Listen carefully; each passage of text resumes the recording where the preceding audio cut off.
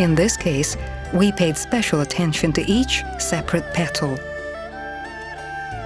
making a lot of fine details on them.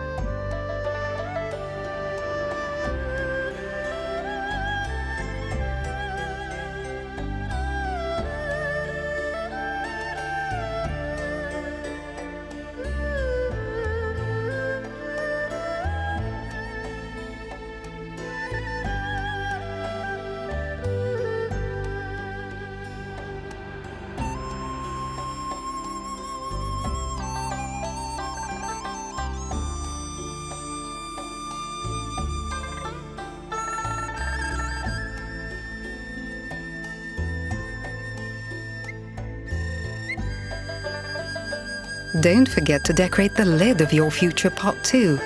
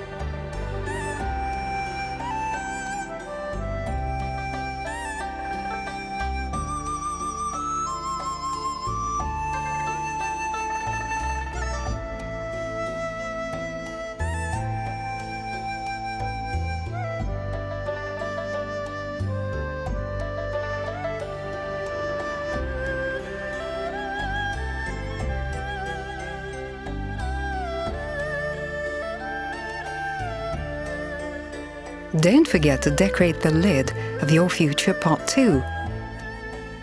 Your guests will be astounded when they open this lid to find the delicacies or sauce inside your specially carved pot. And finally, it's time to work with a watermelon.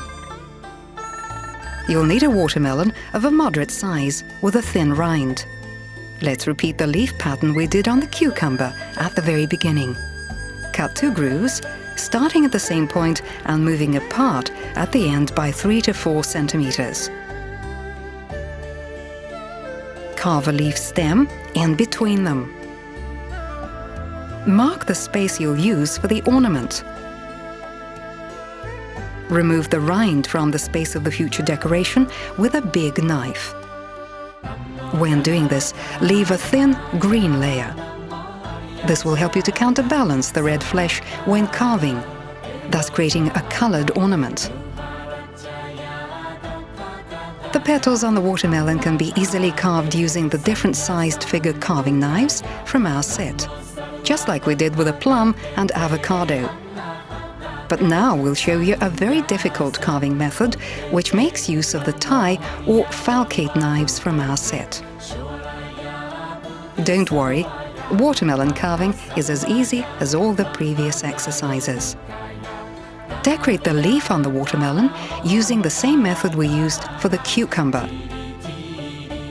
Make your cuts the depth of the rind itself to make your ornament look light and refined.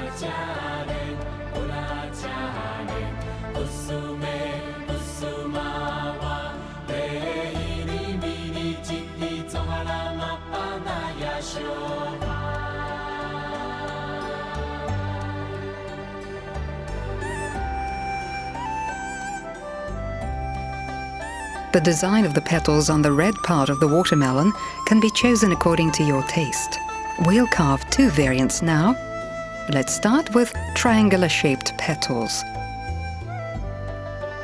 Make the first triangular-shaped petal in the corner. Hold the knife at an angle of 45 degrees to the surface, and with a rotary movement, as if holding a pair of compasses, carve the outside of the first petal.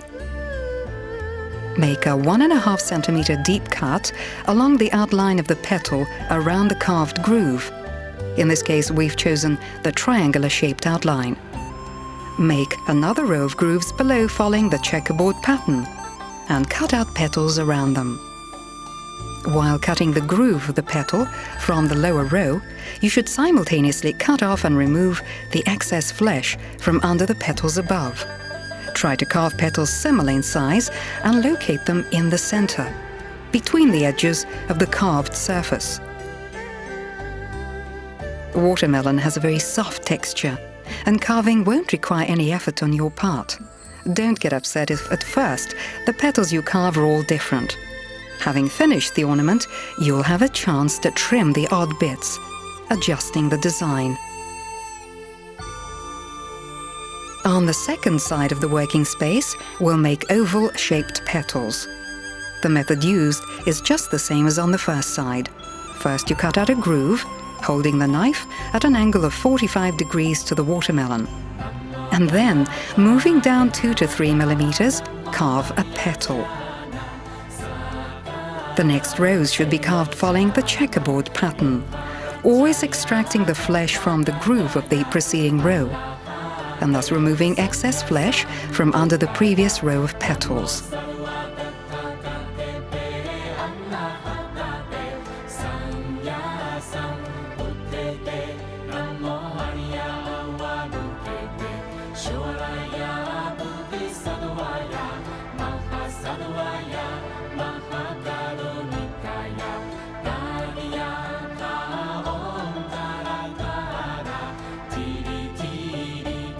Feel free to make deep slits to add volume and tracery to your pattern.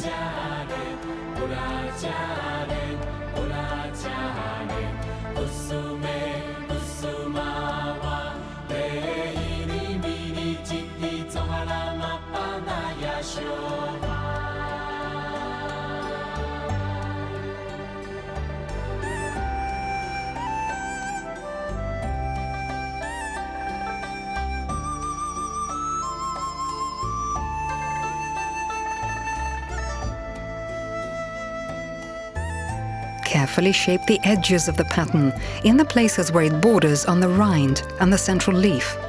Carve shaped patterns along the edge of the rind, the same as for the central leaf.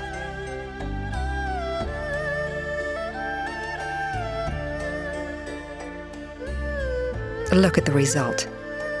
Not only have we done a lot of work with the watermelon, but we've also achieved a remarkably beautiful result. The most difficult part of your class, simultaneously carving inscriptions and flowers on a watermelon. First, mark the future inscriptions with a stencil or a ruler and cut off the rind around the letters.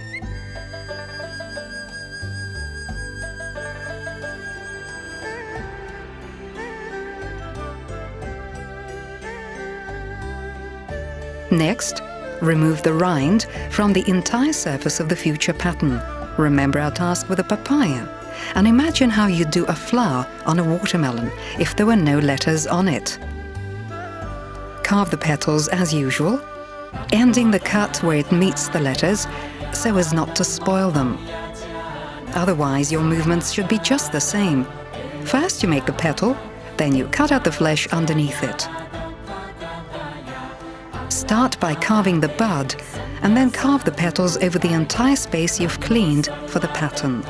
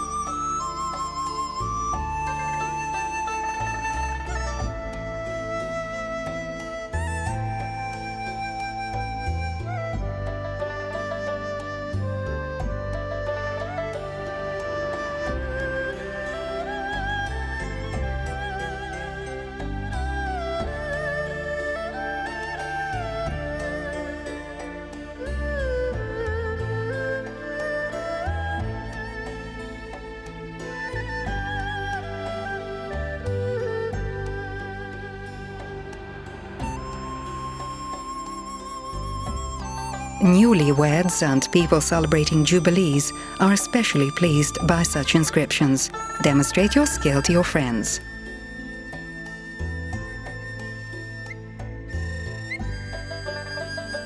Now, let's make a basket from the watermelon. Choose a watermelon with a thin rind. Remove the rind using the big knife from our set or a simple vegetable peeler.